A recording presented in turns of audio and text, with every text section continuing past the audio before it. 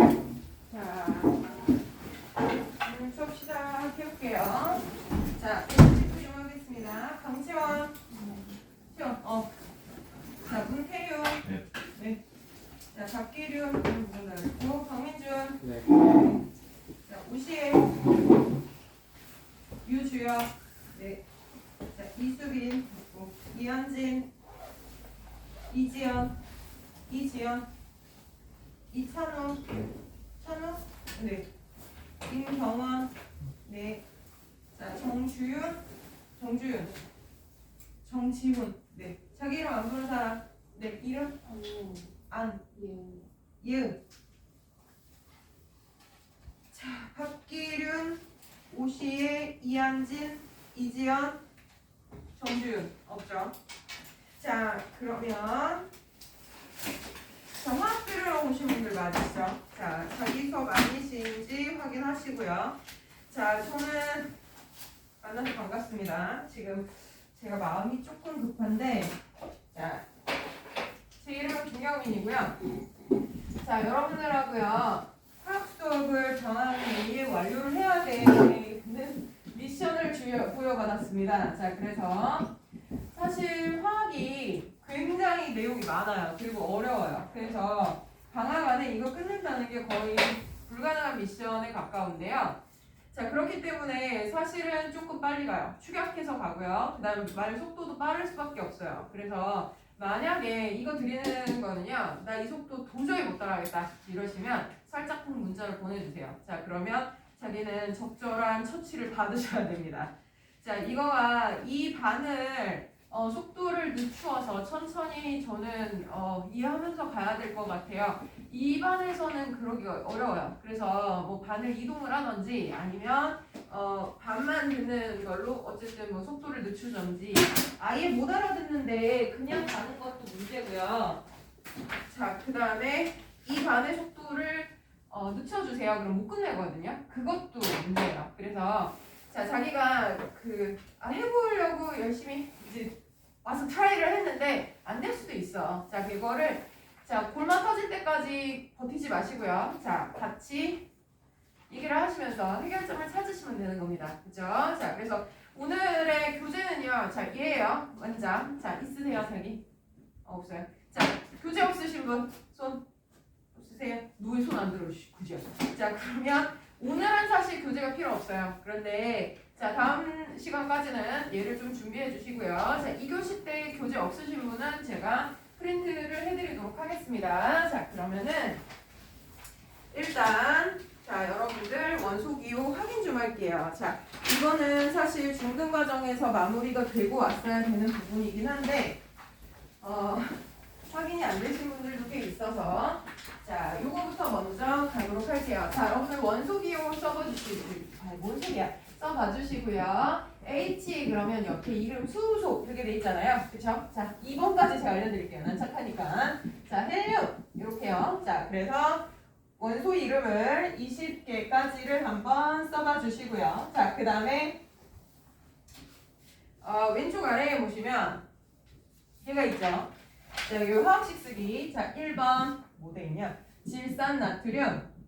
그러면 얘를 화학식으로 한번 써보시는 거예요. Na, NO3. 자, 이런 식으로. 자, 한 줄만 1, 3, 5, 7, 9 이렇게 돼 있거든요. 자, 요 한 줄만 빠르게 한번 작성해 볼게요. 자, 여러분들 지금 현재 상황을 지금 확인을 해야 되니까 부탁드립니다. 자, 요 커피만 떠오는 동안 빠르게 해주세요.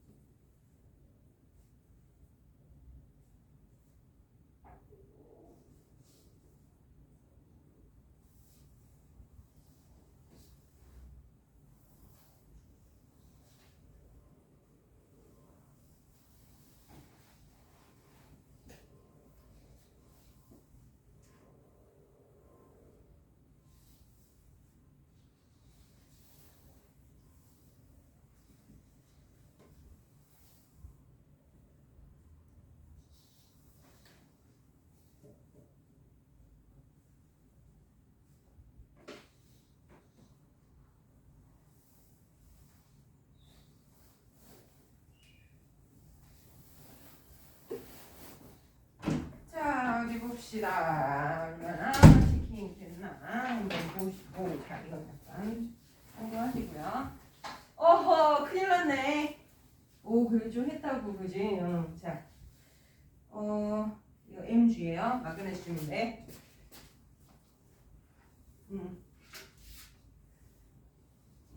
오, 주기율표 거의 다 했어. 오, 좋아, 좋아.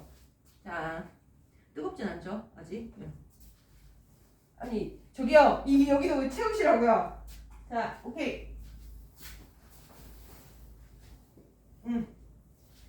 자, 좋습니다. 자, 제가 걱정했던 건, 내 생각보다 너무 잘하면 어떡하지? 였는데, 괜한 걱정을.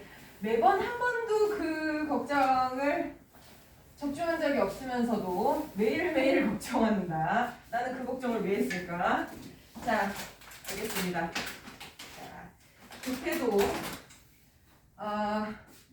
바늘 허리에다가 실을 깨서 쓸 수는 없기 때문에 자, 여러분들 지금 제 예상보다 너무 잘해서 자, 이 속도를 좀 더 올려야 될까 고민하게 한 사람은 단 한 명도 없어요.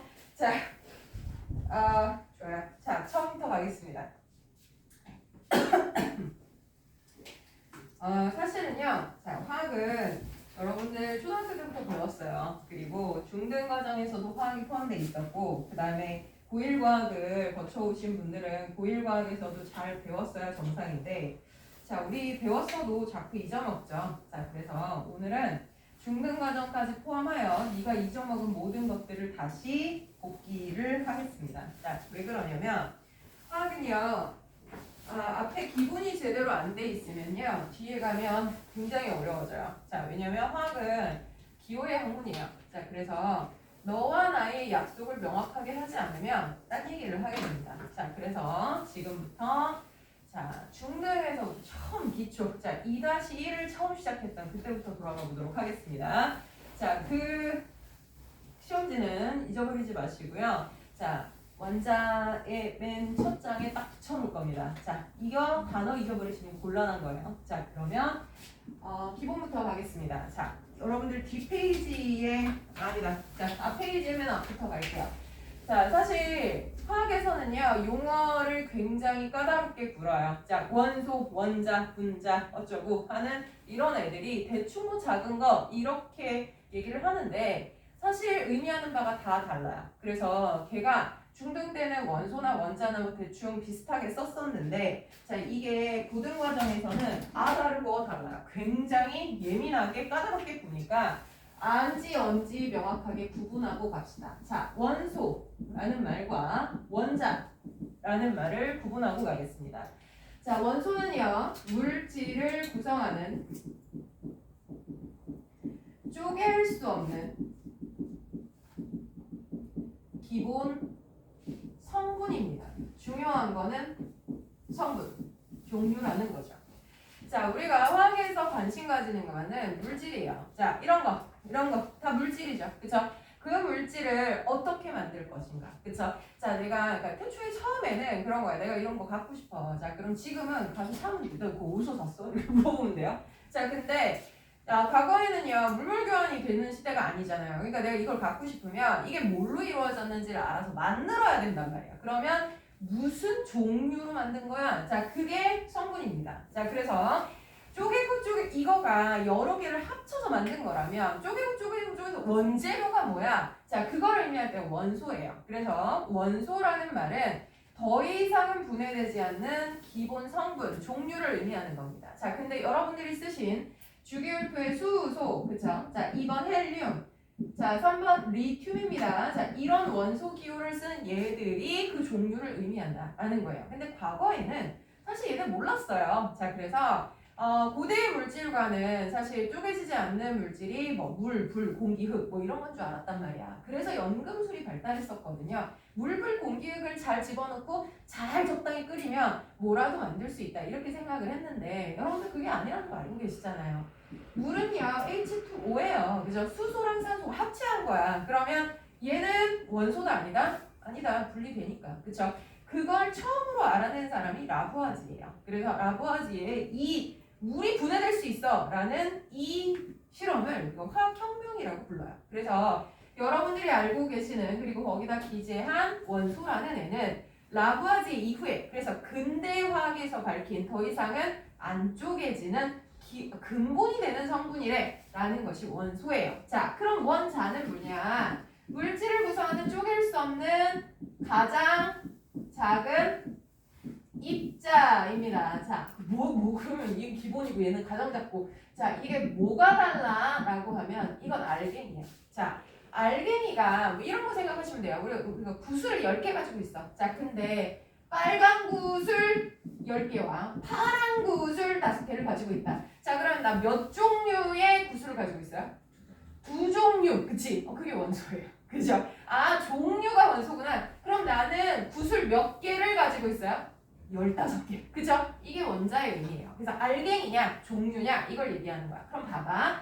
자, 수소라는 애가요, 이렇게 둘이 띠아 하고 붙어 있어요. 자, 몇 종류의 원소로 되어 있나요?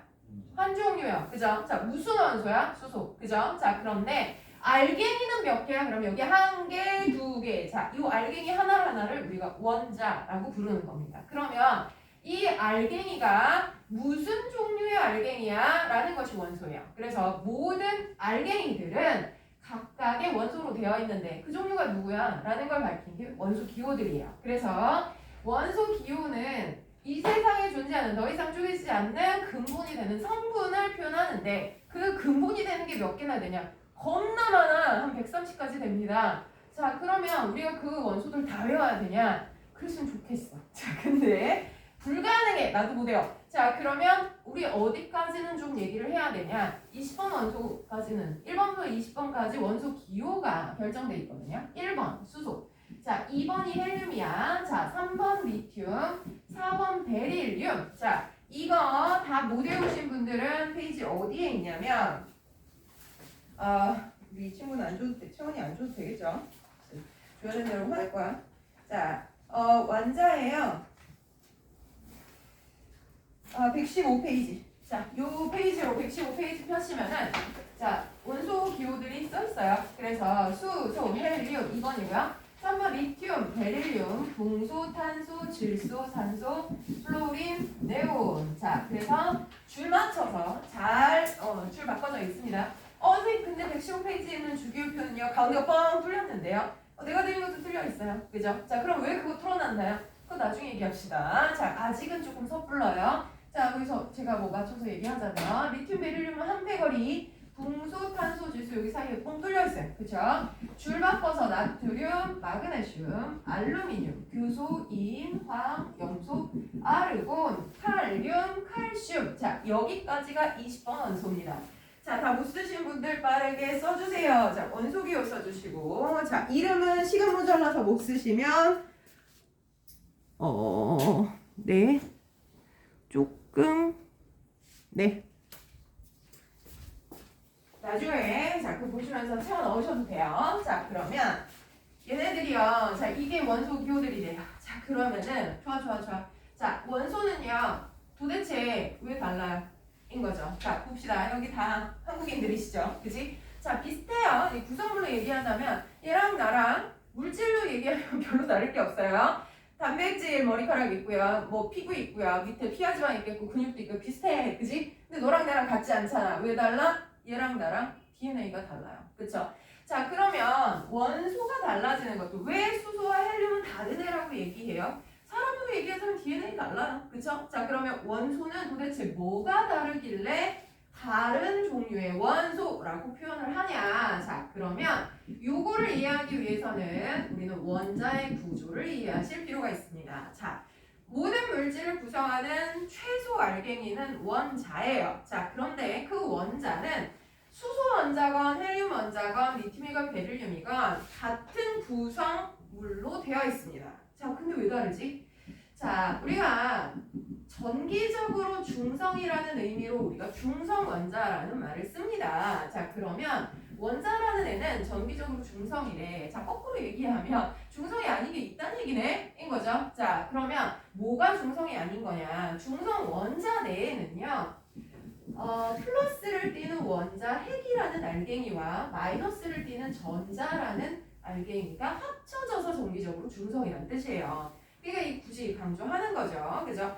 자, 그런데 이런 원자라는 알갱이 안의 원자 핵은 실제로는 양성자라고 부르는 플러스 전하를 띠고 있고 질량의 상대량이 1인 입자와 중성자라고 부르는 전기적 성질은 없지만 질량을 가진 입자가 존재합니다. 자, 그리고 전자는 마이너스 전하를 띠고 있고 질량의 상대량은 쟤들에 비해서는 굉장히 작은 1840분의 1로 되어 있는 이런 입자로 되어 있다라는 거예요. 자, 선생님 나 무슨 얘기인지 잘 모르겠는데 자, 그러면 이제 근본적으로 좀 가볼게요.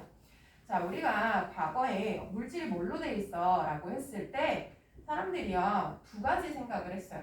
자, 한쪽은요 알갱이들이 뭉치고 뭉쳐서 얘를 만든 거다. 그러니까 한마디로 얘기하면 이거 쪼개면 더 작은 알갱이, 더 작은 알갱이, 더 작은 알갱이가 있을 거다. 그러면 최소 알갱이가 누구냐에 대해서 생각하는 쪽이랑 또 한쪽은 연속설이야. 연속설은 알갱이가 아니라 면이죠. 일종. 그래서 자 얘를 쪼개도 자 빈 공간은 안 나온다는 거야. 그지? 자 이거 이제 공기로 생각하면 조금 쉬운데 이게 입자설과 연속설이라고 얘기하는 거거든요. 자 연속설을 주장하는 사람들은 뭐냐면 우리가 여기 있지만 숨을 쉬잖아요. 숨을 쉬는 이유가 뭐냐. 여기 안에 공기라는 빽빽한 것들이 있는 거야. 그러니까 내가 그거를 들이마셨다 내셨다 하면서 숨을 쉰다. 이렇게 생각을 한 거예요. 근데 만약에 내가 들이마셔서 빈 공간이 생겼어. 그럼 네 앞에서 내가 들이마셨다? 그럼 너 앞에는 비어있잖아. 그럼 너 어때야 돼?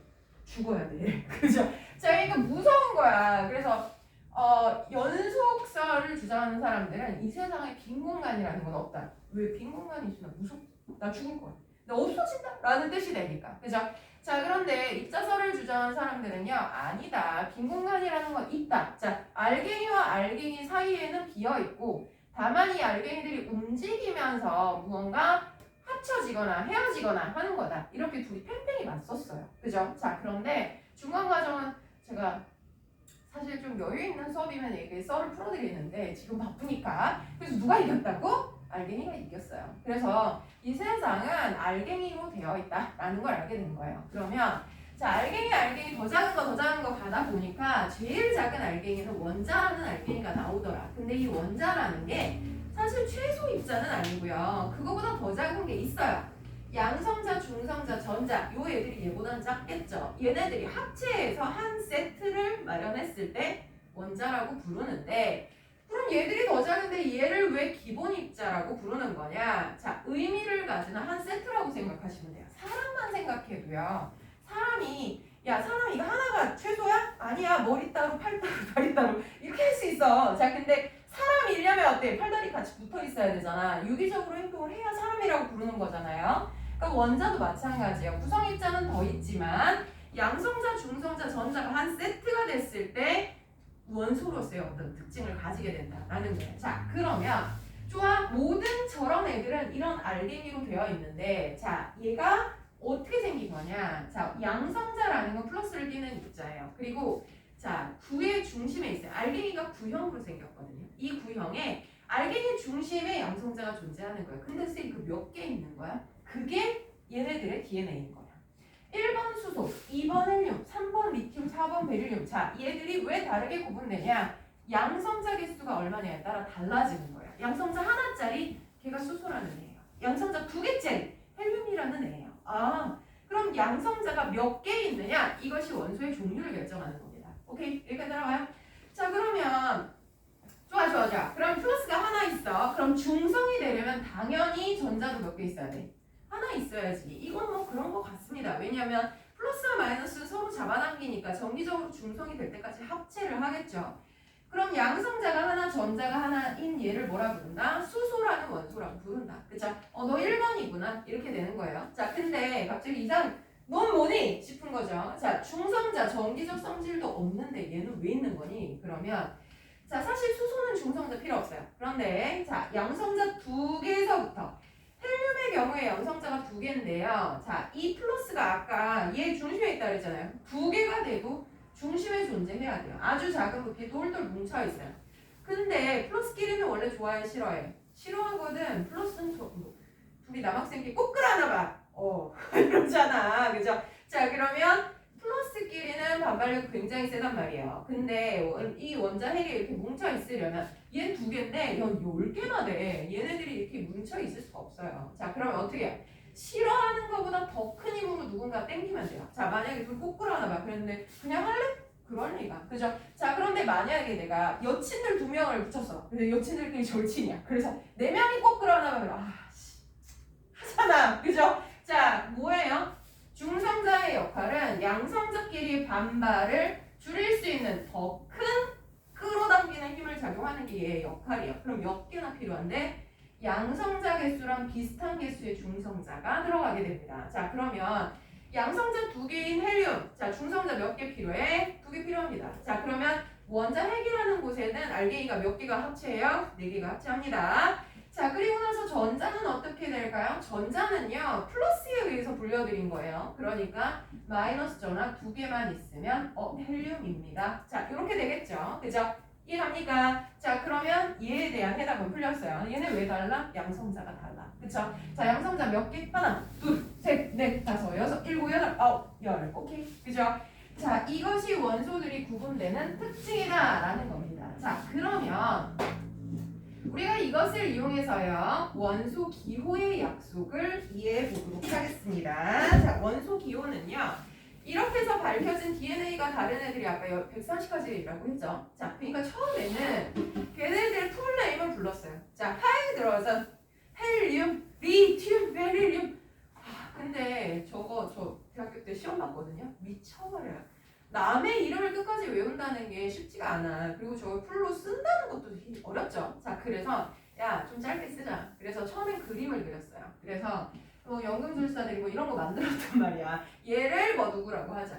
근데 130가지를 일단 만들어내는 것도 어렵고 기억하는 것도 너무 어려워요. 그래서 베르셀리우스라는 사람이 야, 원소 기호를 그림 그리지 말고 원소 이름의 첫 글자를 기호로 쓰자. 그래서 수소 그럼 하이드로전이잖아요. 그래 H를 쓰면 되지. 이렇게.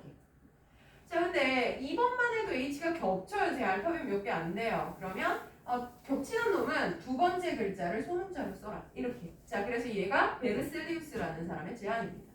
자, 기왕에 이렇게 한 거라면 우리가 자, 이과충의 이 기본이에요. 이과충들은 한눈에 한 방에 명확하게 정보를 다 보는 걸 너무 좋아해. 자, 그래서 야, 기왕 쓸 거면 우리가 얘에 대한 정보를 좀 담아가지고 많은 정보를 한 방에 쏘자. 자, 그래서 왼쪽 아래에다 숫자를 쓰는 걸 약속을 했어요. 자, 이걸 뭐라 부르자? 원자 번호라고 부르자. 자, 번호 붙여줬어. 무슨 순서더라? 아까 양성자의 숫자였어요. 기억나요?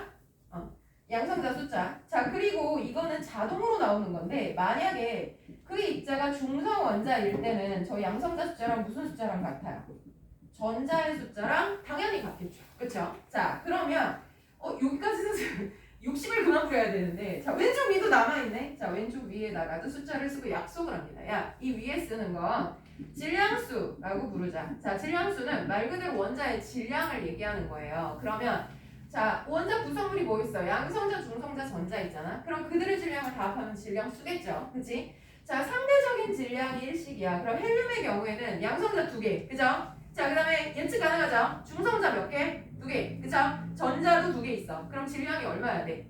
요거 2개, 2. 중성자 2개, 2. 더하기 전자는 1840분의 2. 이래야 되죠? 자, 그런데 화학에서는요, 1000배 이상 차이 나잖아요? 버려요. 까짓 거. 버려.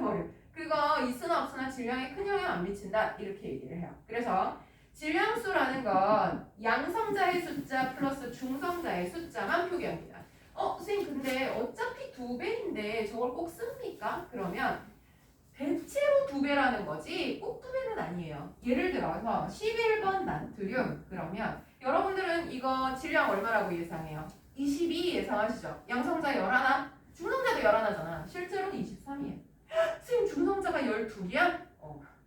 왜 틀려? 그러시면 딱 들어맞는 게 아니에요. 대체로 그런 경향을 보이는 거지 실제로는 관측해 봐야 아는 거거든요. 그러니까 이런 정보를 주면 명확한 정보를 알 수는 있죠. 근데 선생님 이거 대충 왜 그렇다고 그랬어요? 아니 그냥 값을 모를 때 예측하려면 근사치를 얘기할 수 있다는 거예요. 자, 그러면 11, 23이면 양성자 11, 중성자는 12, 그죠? 그럼 총자는 11겠네? 나오죠? 그죠? 자, 그래서 왼쪽 아래 아래 왼쪽 위. 자, 무슨 의미인지 아시겠어요? 자, 빨라요. 자, 이 시간에 와서 정신 못 차리고 졸면 한 방에 쑥쑥쑥 지나가요. 시간 경험 있죠? 그치? 자, 정신을 잃으면 끝나. 자, 그럼 여기까지 이해 갑니까? 자, 그럼 좋습니다. 오른쪽 아래, 오른쪽 위는 그럼 뭘 표기하냐? 오른쪽 아래에는요, 원자의 숫자를 표현합니다. 자, 어떤 원자의 숫자냐? 결합한 원자의 숫자를 표현한다. 여러분들 보신 적 있을 거예요. 자, 우리 어떤 거 표현할 때 H2O 이렇게 하잖아요. 오른쪽 아래. 이게 뭐야? 붙어 있다는 뜻이에요. 예를 들어 H2다. 그러면 H끼리 붙어서 한 덩어리 됐어요. 이 얘기예요. 그런데 두 개의 H랑 다르나요? 앞에 쓰는 둘은요, 뒤에 있는 애가 따로따로 두 개 있다는 뜻이에요. 그러니까 H랑 H랑 떨어져서 두 개가 있어요. 라는 말과 두 개가 붙어 있어요. 이 얘기는 달라요. 그죠? 자, 그러니까 오른쪽 아래 첨자는 원자의 숫자, 결합한 원자 수다. 그쵸? 자, 오른쪽 위는요, 전하량을 의미합니다. 전하량, 이게 뭐야? 그러면, 자, 우리가 이 원자라는 애는요, 전기적으로 중성이네요. 그러면 플러스도 마이너스도 아닌 거야. 그러면, 자, 그런 전기적으로 중성인 입자를 표현할 때 여기다 아무것도 안 써요.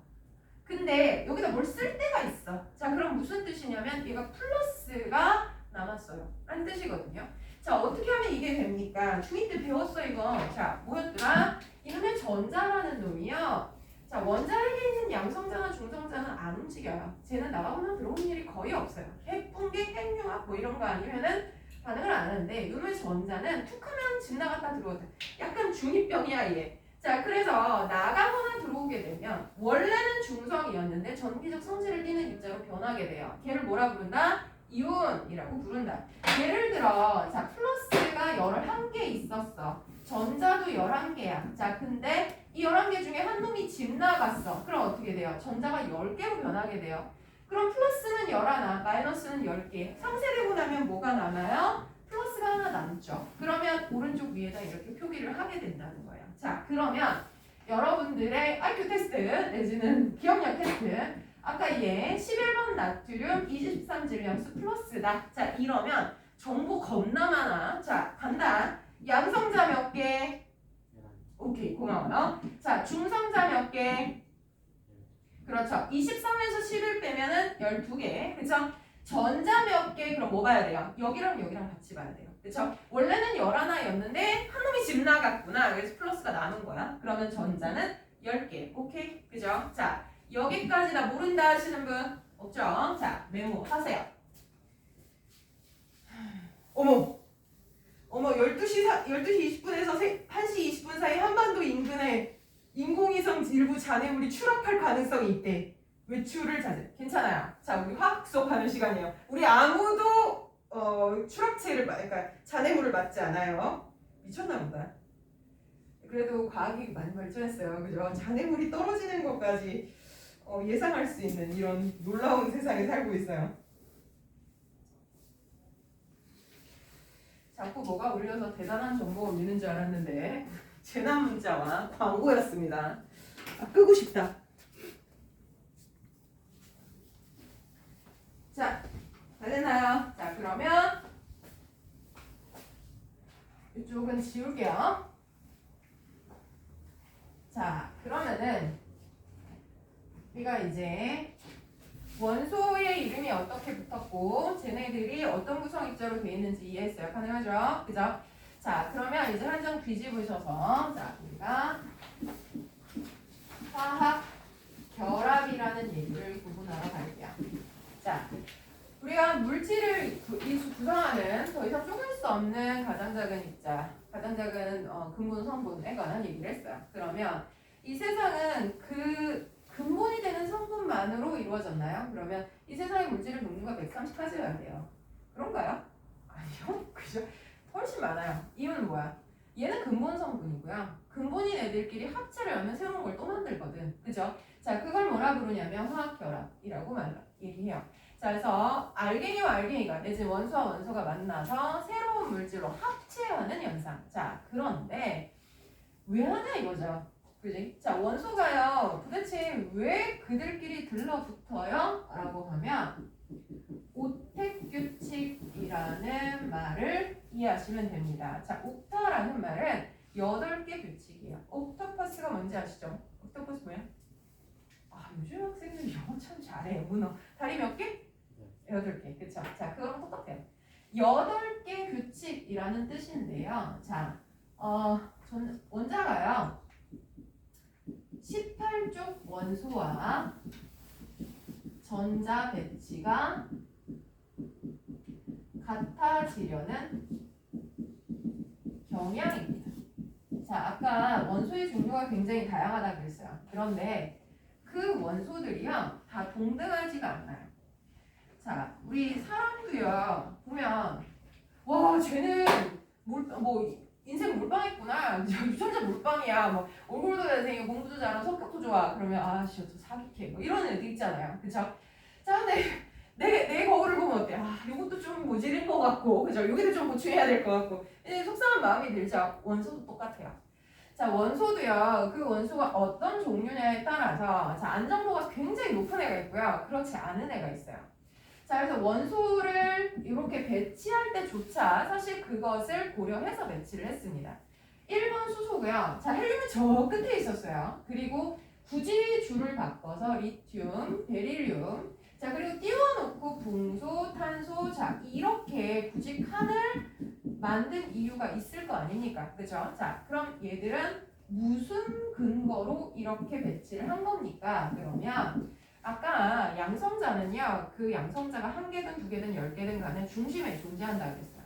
자, 그래서 양성자의 개수는 사실 뭐 크게 문제가 아닌데, 자, 전자라는 놈들은요, 아무데나 있을 수 있는 게 아니고요, 있을 수 있는 자리가 정해져 있습니다. 자, 어디냐? 일단 전자 껍질이라고 부르는 껍데기가 있어요. 이 껍데기에 자리가 정해져 있죠. 첫 번째 껍데기는요, 들어갈 수 있는 자리가 2자리 있어요. 자, 그럼 수소의 경우에 전자 하나야. 자, 근데 자리는 2자리가 있어. 그럼 어떻게 한 자리 채워? 한 자리 비워줘야죠. 없으니까. 그렇죠? 자, 그런데 이번 헬륨의 경우에는요, 플러스가 2개예요. 중성자 안 그릴게요. 귀찮아요. 좀 이따 그릴게. 자, 그러면 전자 껍질에 자리가 2개인데 전자도 몇 개 있어요? 2개 있어요. 그럼 꽉 채우네요. 그냥 봐도 안정적이죠. 자리가 다 있는데 채웠어. 좋네. 그죠? 자, 그럼 3번 리튬은 굳이 왜 줄을 바꿨냐? 3번은요, 전자 3개예요. 그런데 첫 번째 껍질에 전자 자리가 2개밖에 없잖아. 2자리 하고 갈 데가 없어. 그러니까 어떻게? 2번째 열에 가야 되겠죠. 그죠? 자, 그래서 1번 줄, 2번 줄, 3번 줄. 자, 얘네들을 뭐라 부르냐면 주기라고 불러요. 1주기, 2주기, 3주기. 자, 이 주기는 뭐냐? 전자 껍질의 숫자를 의미한다 라는 거예요. 말 그대로 껍데기 숫자. 그럼 수소는 껍데기가 하나구나. 리튬은 껍데기가 2개구나. 자, 나트륨은 껍데기가 3개구나. 정말? 자, 껍질 하나 있고 자리 2개인데 하나 넣고 하나 비웠어. 이게 수소야. 자, 플러스 3이면 첫 번째 전자 껍질에 전자 2개, 두 번째 껍질에 전자 하나 들어가. 이게 리튬이에요. 그럼 수소보다 리튬이 크기가 크겠네요. 주기율표를 보고 우리가 예측 가능한 거, 여기보다 여기 크고요. 여기보다 여기가 더 커요. 자, 그러면 칼륨, 칼슘은 더 크겠네. 그쵸? 자, 요거 하나 알 수 있어요. 자, 그런데 선생님 두 번째 껍질에도 자리는 2개인가요? 여기만 비즈니스야. 자, 나머지 이코노미 클래스야. 자, 여기 그래서 8개 자리가 마련돼 있는 거예요. 자, 자리는 8개인데 얘 하나만 채웠어요. 별로네요. 그쵸? 자, 그러면 베릴륨은 이거 하나 더 채우고 붕소 하나 더 채우고 있는 자리 꽉 채워지겠죠? 그러고 나면 11번 나트륨의 경우에는 자, 첫 번째 껍질에 전자 2개, 두 번째 껍질에 자리가 8개 있다 그랬어요. 2, 셋, 넷, 5, 6, 7, 8개 자리 채우면 10개죠? 하나가 남아요. 그래서 껍데기가 하나 더 필요해. 그럼 나트륨은 3주기 원소야? 그런 애가 되는 거예요. 그쵸? 그러면 줄을 바꾼 건 껍데기 때문이구나. 인 거예요. 오케이. 자, 그러면 세로줄은 뭔데? 인 거예요. 세로줄 1족이라고 표현합니다. 1족, 2족. 그 다음 가운데 뻥 뚫린 애가요. 3회에서 12족까지는 여기 해당 사항이 없어요. 근데 너 왜 비워놨어? 그럼 그냥 여기를 3이라고 하면 안 돼? 이 10번을 넘어가는 원소들은 또 그런 특징이 있어요. 그래서 자, 배울 때까지 이 단어 들어갈 때까지는 우리는 걔는 눈 감을게요. 그냥 점핑하고요. 13조, 14조, 15조, 16조, 17조, 18조 이렇게 얘기합니다. 자, 족이라는 것은 무엇을 의미하는 건가? 자, 얘들이 1조 원소들이거든요. 자, 눈여겨봐주세요. 자, 뭐가 일치하지? 자, 보시면 여기 가장 겉껍데기에 존재 하나 있어요. 제일 마지막에 존재 하나 있어요. 여기도 안에 다 채워졌는데 마지막에 하나 있어요. 뭔가 공통성이 있죠? 그지? 자, 얘는 뭐야? 족이라는 것은요, 족의 1의 자릿수가 원자가 전자수라는 말을 쓰기도 하고요. 최외가 전자수라는 말을 쓰기도 합니다. 자, 말 그대로 가장 바깥 껍질에 있는 전자가 몇 개냐를 나타내는 거예요. 자, 1조 원소들 얘들이죠. 자, 얘들은 최외곽의 전자가 몇 개 있어요? 한 개씩 있구나. 이게 공통점이에요.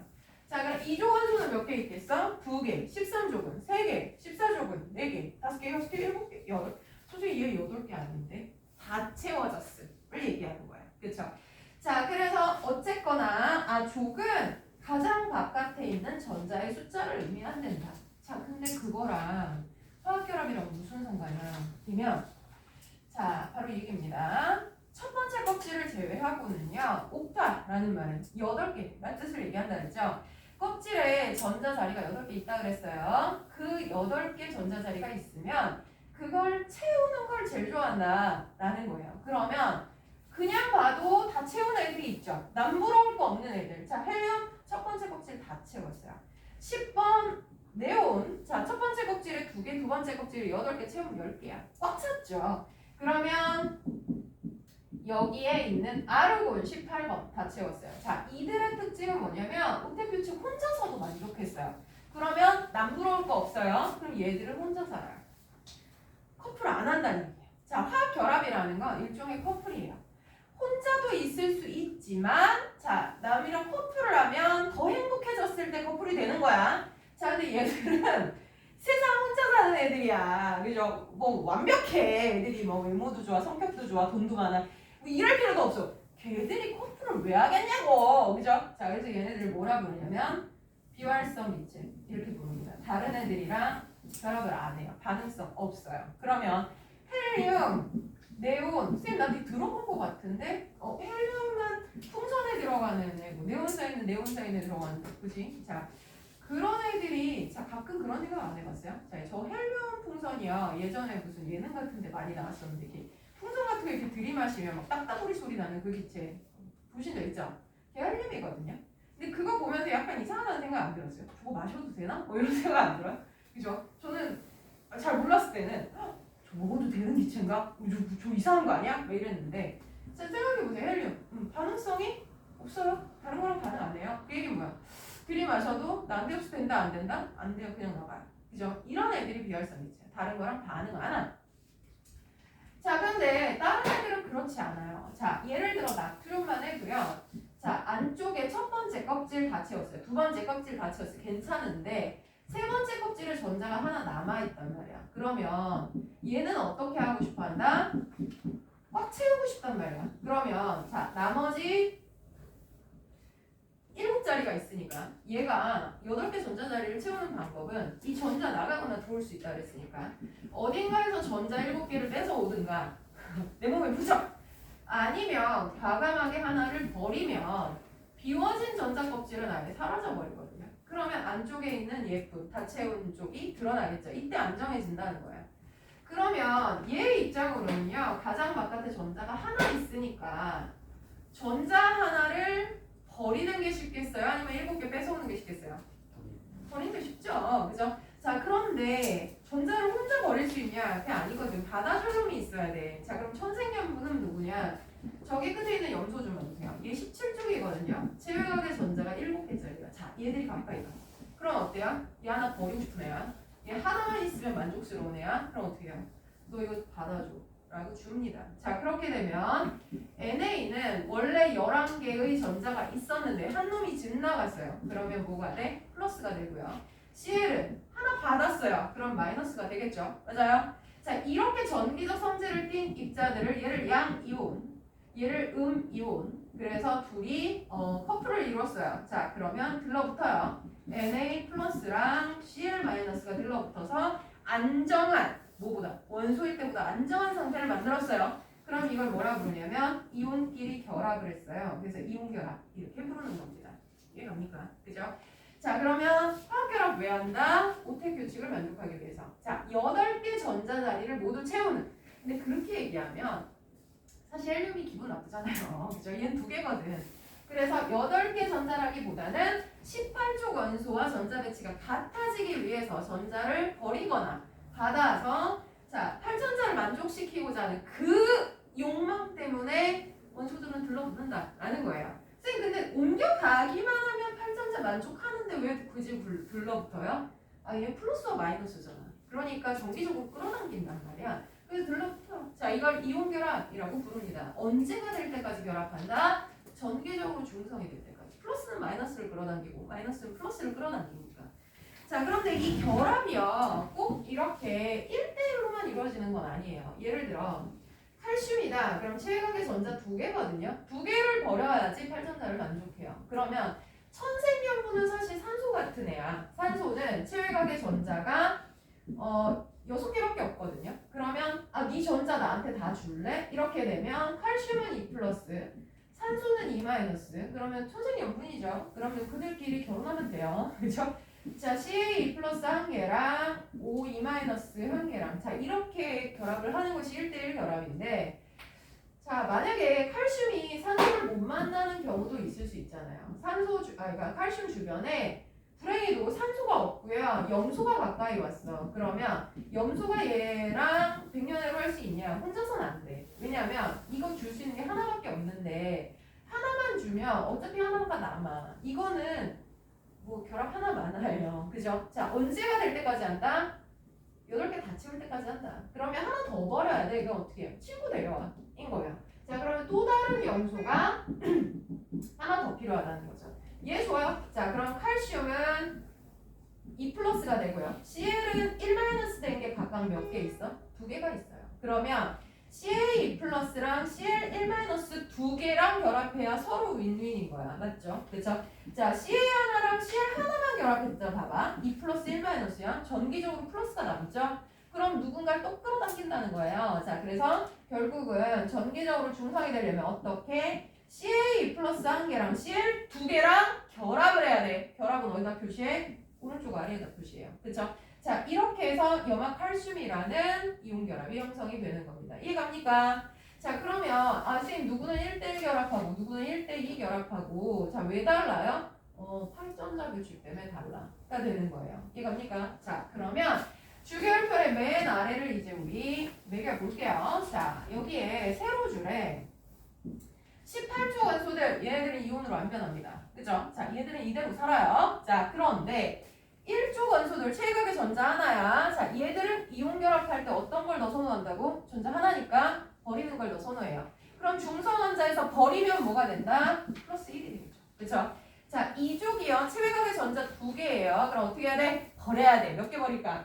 2개 버려야 2+로 잘 변해요. 자, 그러면 여기 있는 17족 체외각의 전자 7개야. 자, 그럼 얘는 어떻게 하고 싶어 해? 가져오고 싶어 해요.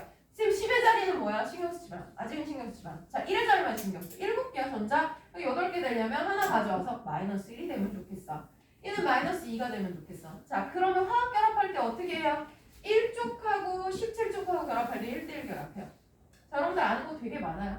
자, 얘랑 결합하면 뭐야? 염화나트륨 NaCl. 그죠? 근데 얘하고 결합하면 어떻게 결합하게? 본 적 없어도 NaF 1대1 결합이에요. 왜? 1+1- 잖아. 그치? 자, 그러면 마그네슘은 2+야. 자, 산소는 2-야. 둘이 결합할 때 어떻게 결합해? 1대1 결합해. 그죠? 자, 그런데 마그네슘하고 염소하고 결합할 때는 어떻게 하겠어? 이거 2+짜리고 이거 1-짜리니까 요거 하나에 요거 몇 개 결합해? 2개. 선생님 나 이거 어려운데? 그러면 이렇게 써봐. Mg하고 Cl하고 결합을 할 거야. 근데 얘는 뭘로 잘 변해? 이 주결표 얘는 2+로 잘 변해. 그치? 자, 얘는 1-로 잘 변하는 애야. 어떻게 되도록 결합한다고? 정기적으로 중성이 되도록. 그러면 2+짜리는 1개, 1-짜리는 2개여야 2+, 2-가 될 거 아니야. 그지? 자, 이렇게 쓰고 여기를 지우면 돼요. 이렇게. 그죠? 나 이조차도 힘들어. 그러면 2+, 1-잖아. 크로스로 갖다 넣어. 그게 맞아. Mg 1, Cl 2. 여기가 뭐 만약에 산화알루미늄이다. 그럼 알루미늄은 여기 13족이잖아요. 체외각이 3개니까 플러스 3이에요. 그죠? 산소는 2-거든. 어떻게 해야 될지 모르겠어. 그냥 크로스로 갖다 놓으세요. 자, AL은 2개, 산소는 3개. 맞습니까? 그지? 자, 그러면 15족은요, 마이너스 3이요. 자, 그 14는 좀 그러네. 체외각의 전자 4개야. 그치? 자, 그러면 4개는 8개 채우려면 4개를 가져오거나 4개를 뺏기거나 똑같은데? 그럼 그 상황 봐서 하는 거지. 힘 센 놈 만나면 주고요. 힘 안 센 놈 만나면 내가 뺐고요. 그죠? 상황 봐서 하겠다가 돼주는 겁니다. 자, 그러면 여기까지를 해서 자, 이온 결합을 얘기했어요. 자, 여기까지 가니까 되세요. 자, 그러면 요거는 이제 뒷장에 있는 거예요. 앞장으로 다시 올게요. 자, 그러면은 뭐가 다 꼴려요. 자, 오전에 주로 광고 문자들이 미친듯이 오더라고요. 어떻게 나의 라이프 스타일을 이렇게 잘 알지? 자, 왜냐하면 오후에는 보통 이제 방학이니까 제가 아침에 수업하지만 오후에 수업을 하잖아요. 그러니까 아침에 모든 쇼핑을 마쳐야 돼. 자, 그래서 모든 쇼핑, 저 절대 오프라인 쇼핑 안 가요. 그 시간이 없어. 그러니까 막 빠르게 막 쿠팡에서 시키고 뭐 시키고 아침에 다 하거든. 빅데이터일까요? 자기들도 그 광고 문자 오전에 오나요? 모르나요? 이거면 대박인데, 그죠? 얘가 평상시 때 오전에 주로 클릭을 하더라. 오전에 막 문자를 보내. 괜찮다. 무서워요. 요즘 빅데이터와 AI는 날 너무 무섭게 해요. 자, 여기요. 물질의 화학식 쓰기라고 되어 있는 그 화합물들은요. 이온결합 물질들을 제가 써놨어요. 자, 그러면 그 중에서 3번에 있는 내용부터 한번 보도록 할게요. 자, 이온결합 물질에 화학식을 쓰는 겁니다. 자, 이온결합 물질 쓸 때는요. 일단 규칙이 있어요. 원소기호를 쓸 때는요. 아까 보셨겠지만 양이온부터 쓰고 음이온을 씁니다. 자, 그래서 양이온이 누구였더라? 왼쪽에 있는 애들. 그래서 만약에 자, 염화, 베릴륨 뭔지 몰라도요. 일단 베릴륨이 왼쪽에 있는 애잖아요. 그쵸? 자, 그래서 양이온을 먼저 써요. 자, 그리고 음이온을 쓰는데 한국말로 읽을 때는요. 지금 보시다시피 음이온부터 읽고 양이온을 읽어요. 그래서 자, 한국말하고 원소기하고 반대예요. 자, 그런데 염화라는 원소는 없는데요. 그쵸? 자, 우리가 음이온은요. 원소일 때는 염소, 원소 이렇게 읽고요. 이온이 되었을 때는 이온이라는 표현을 하기 위해서 화라는 말을 붙입니다. 그래서 이거를 원래 염소화잖아. 뭔가 어색한 거야. 그래서 소를 뺍니다. 그래서 염화라고 하면 염소구나 이렇게 생각하는 거예요. 그러면 베릴륨은 2+짜리고요. 자, 염화는 염소구나. 그죠? 자, 그러면 1-짜리. 근데 염화 베릴륨 이렇게 썼을 때 염소가 몇 개인지 안 얘기해줘요. 그렇다 해도 우리는 원소기호 쓰면 2+1-니까 너 2개 필요한데?를 알게 되잖아요. 이렇게 표현하는 겁니다. 그쵸? 자, 여기에서 원소 이름에 선생님, 이 염화 베릴륨 아니에요? 자, 그런 거 표기하지 않아요. 왜냐면 화학을 할 줄 아는 애들은 다 알거든. 그러니까 염화 베릴륨? 그러면 이렇게 쓰는구나. 자, 그러면 연수역을 한번 해볼까요? 아까 이거 3+2- 하는 얘는 Al2O3잖아요. 얘 한국말로 어떻게 읽어요? 그럼 뒤에부터 읽어요. 산소야. 소 떼고 뭐라고 읽어요? 산, 화. 앞에는 양이온은 그냥 원소이든 이온이든 이름 그대로 읽어요. 알루미늄. 맞나요? 그죠? 자, 만약에 내가 마그네슘을 써봐요. 라고 하면 자, 뒤부터 쓰는 겁니다. 마그네슘 2+죠. 황화하면 누굴까? 선생님 황소는 없는데? 그치. 자, 그래서 원소를 외우라는 거야. 황이 있어요. 황. S2-. 그러면 1대1 결합하면 되겠구나. MgS. 이게 황화 마그네슘이에요. 가능하죠? 그죠? 자, 그런데 슬프게도 이상한 아이가 있습니다. 자, 첫 번째 질산 나트륨 이러면 나트륨이라는 애는 알겠어. 근데 질산이라는 이온이 없는데, 그죠? 게다가 쟤는 화도 안 붙었네. 뭐 하는 애지? 자, 이게요 원자가 2개 이상이 하나처럼 행동해요. 뭉태기로 깡패같이 몰려다니는 애들이 있어요. 자, 걔네들을 뭐라 부르냐면 다원자 이온이라고 부릅니다. 그래서 여기에 여기 있죠. 여기 사이 빈 공간에다가 채워 넣으실 텐데, 자, 다원자 이온입니다. 다원자 이온은 보신 적 있을 거예요. N과 H 4개가 전체 1+를 행동하는 얘가 암모늄 이온입니다. 이거 자체가 이온이에요. 그래서 얘는 뭐 무슨 화 이런 거 안 붙여요. 그래서 이 이온 앞에가 얘 이름이 암모늄 이온. 자, OH1- 수산화 이온입니다. 필기 하실 때 잘하셔야 돼요. 전화량 잘못 쓰시면 영원히 오타를 내게 돼요. NO3 전체 1- 질산이온. 아까 그 질산이 얘인가요?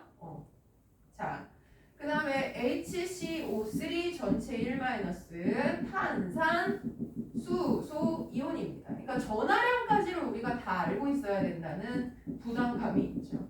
자, 탄산 이온은 CO3 2-야. 자, SO4 2-는 황산 이온입니다. MnO4 1- 과망가니즈산 이온입니다. 자, 그 다음에 CH3COO- 아세트산 이온입니다. 자, 우리 학원에서 중등 선행을 하셨던 분들은 이거 명확히 알고 계셔야 돼요. 그래야 정상이야. 자, 아니면 우리 강사님들 완전 나한테 오늘 호출당합니다. 니는 뭘 가르친 거야? 막 이러면서 화냅니다. 자, 근데 여기 우리 학원 출신 아니신 분들이 제가 친절히 가르쳐드렸어요. 자, 이제 배웠으니까 다 외워. 자, 8개 다원자들은요. 자, 얘들이 마치 하나의 덩어리처럼 뭉쳐다녀요. 그래서 얘네가 이온처럼 행동한다. 그래서 자, 이 질산 나트륨 그러면 Na 하고요. 이 NO3 전체 1-가 이온 결합을 하는 거예요. 그래서 Na1 NO3는 전체 1-. 그러면 어떻게 결합한다? 얘랑 이 덩어리가 1대1로. 그래서 NaNO3. 이게 질산 나트륨입니다. 그러니까 요 다원자를 모르면 사실은 원소, 그러니까 물질의 얘기를 해도 제가 누구지? 막 이렇게 된단 말이야. 그러니까 알고 계셔야 된다는 거죠.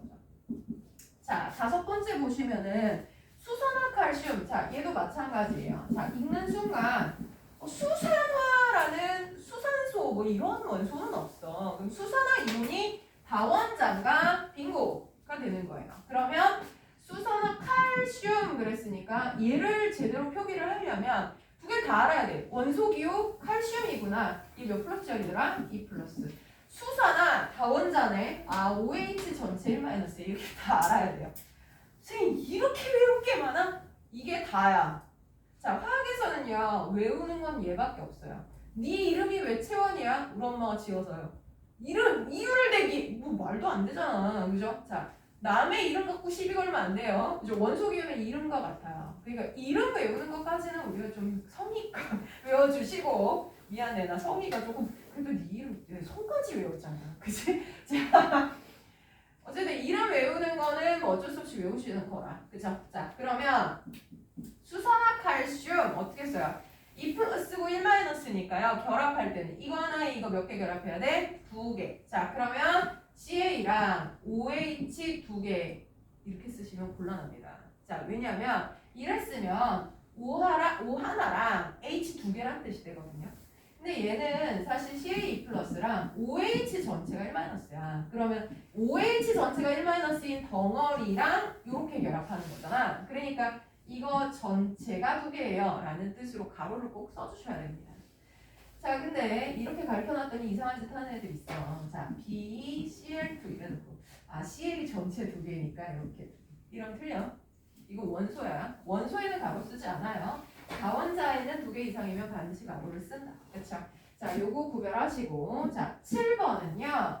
아세트산 나트륨 이어있죠. 자, 아세트산 나트륨. 자, 그러면 나트륨은 알아. 1+지. 자, 아세트산은 다원자가 여기 있지. 그러면 아세트산 CH3COO-. 이러면 사실 이대로 전화량만 지우고 쓰는 게 원칙이야. 자, 근데 요놈의 아세트산만은요. 음이온을 먼저 씁니다.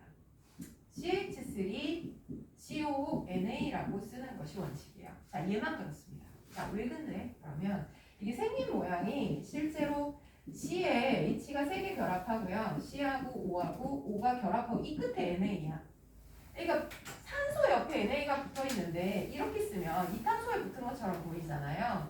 그래서 뒤집어 써주는 거예요. 그래서 이게 헷갈리는데 그러게 말이야. 자, 이것만 신경 써주셔야 돼요. 예외니까. 자, 그다음 9번째는요. 수산화 알루미늄 갈게요. 자, 수산화 알루미늄. 그죠? 자, 그러면 알루미늄은 3+고요. 수산화는 1-고요. 그럼 어떻게 결합해요? 알루미늄 하나에 전체, OH 전체가 3개. 이렇게 해야 말이 되겠죠. 그죠? 자, 그러면 여기까지가 이 이름을 붙이는 방법입니다. 자, 여기까지 이해 갑니까? 오케이. 자, 그러면 잠깐 끊어서 갈 테니까 나는 쉬고 너는 안 쉬어요. 자, 뒤에 10개 남아있죠? 자, 걔들을 이렇게 써보세요. 자, 하나만 알려드리겠습니다. Ag1+가 이온이에요. 20번 이내에 없는 원소가 있어서 요거는 제가 얘기를 해드리도록 하겠고요. 나머지는 여기에 다 존재하니까 여러분들이 이해하신 대로 채우시고 잠깐 쉬겠습니다.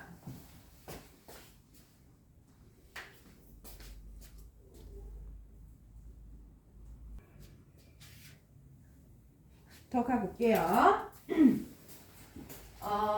이게 제가 똑같은 걸 가르쳐도요 다르게 이해하게 될 수밖에 없어요. 왜냐면 우린 백지가 아니잖아. 그죠? 이미 여러분들이 생각하는 방식이 있기 때문에 제가 얘기를 해도 아, 요거가 이거구나 잘못 생각하는 것들이 있어요. 자, 그래서 제가 이게 가끔씩 직접 가서 뭐 채점을 하거나 아니면 들이댈 때가 있어요. 야, 봐봐. 이거 뭐 어떻게 풀려 그랬어? 그러면 약간 경계하시는 분들이 나한테 왜 그래? 이러는데 사실 여러분들이 오개념이 있을 수 있기 때문에 제가 체킹하고자 하는 거지 제가 뭔가 막 그 공격하려는 의도가 아니니까요. 그냥 아, 확인하러 왔구나 이렇게 생각해 주시면 돼요. 됐죠? 자, 그래서 빨리빨리 특히 앞에 부분에서 오해가 없어야 나중에 서로 다른 얘기를 하지 않거든요. 그래서 제가 자꾸 가는 겁니다. 제가 가는 거에 구경을 같이 말아주세요. 어떤 친구들이 네, 그래서 특히 요반은 내가 걱정을 안 해. 근데 저 선생님들 시간표가 도저히 안 돼가지고 중학교 2학년 되는 친구들 반을 들어갔어. 근데 진짜 인원이 얼마 없는 거야. 3명인가? 그랬는데 그 반이 수업 2번 만에 다 깨졌어. 한 명은 뭐 진도가 안 맞아서 다른 걸 들으러 갔고 한 명 마지막 한 명이 대박의 여학생이었는데 저한테 어머니가 되게 조심스럽게 얘기하시는 거예요.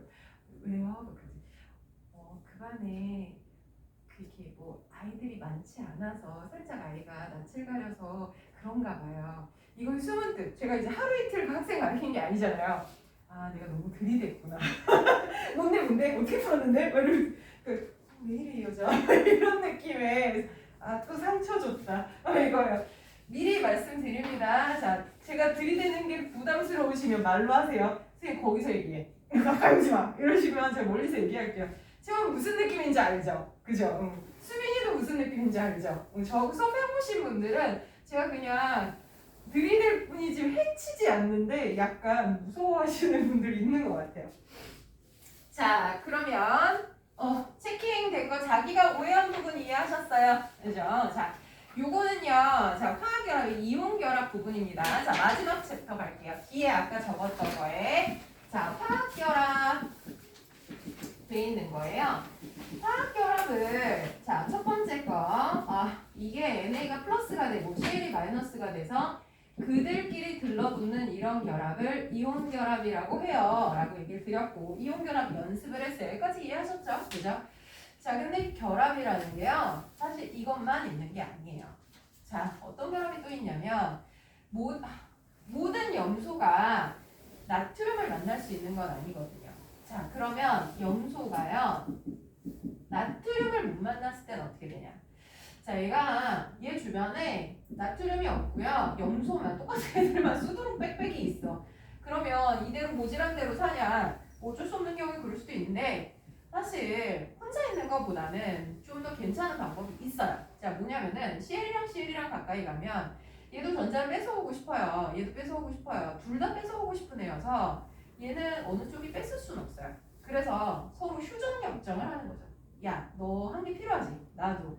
그러면 너랑 나랑 바짝 붙어서 살까?